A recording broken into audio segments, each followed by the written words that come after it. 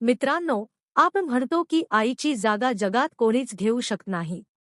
पण जपानमधील एका छोट्याशा माकडाने हे सिद्ध करून दाखवलं की जेव्हा नशिबाने आईची माया हिरावून घेतली, तेव्हा एका निर्जीव खेळण्याने त्याला जगण्याची नवी उमेद दिली.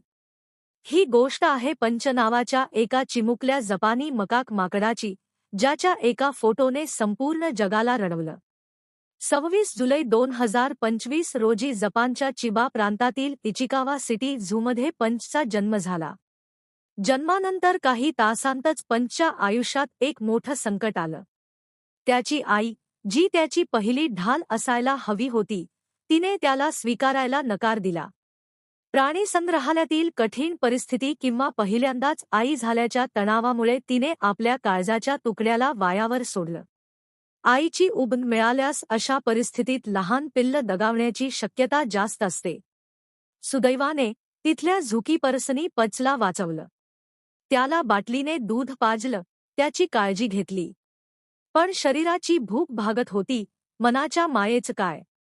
पंच खूप एकटा आणि घाबरलेला असायला लागला. तेव्हा कीपर्सनी एक नामी शक्कल लढवली. त्यांनी पंचला खेळण्यासाठी एक मोठा ऑरांगुटानचा सॉफ्ट टॉय दिला. पंचने त्या टेडीला पाहिलं आणि जणू त्याला आपली आईच सापडली. त्याने त्या टेडीला इतकं घट्ट धरलं की पुन्हा कधीच सोडलं नाही.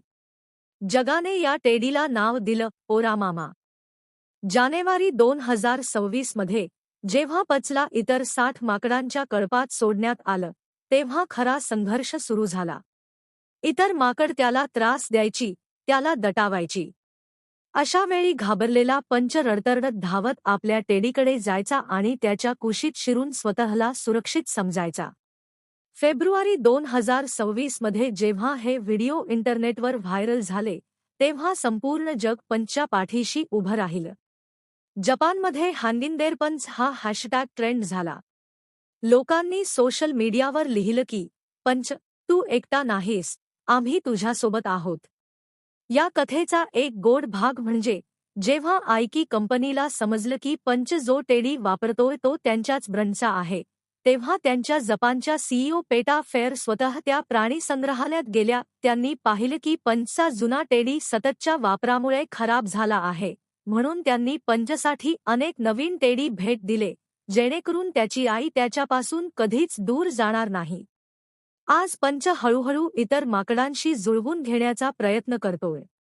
काही माकडांनी त्याला आपलंस केलं आहे, त्याला मिठी मारली आहे. जरी त्याच्या आयुष्याची सुरुवात कठीण झाली असली, तरी पंचने जगाला एक खूप मोठा संदेश दिलाय की प्रेम आणि माया ही कोणत्याही स्वरूपात मिळू शकते, फक्त ती स्वीकारण्याची जिद्द हवी.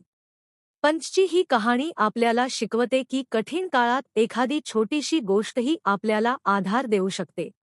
जर तुम्हाला ही कथा आवडली असेल, तर पंचसाठी कमेंटमध्ये एक हार्ट नक्की द्या आणि चॅनेलला सबस्क्राईब करायला विसरू नका.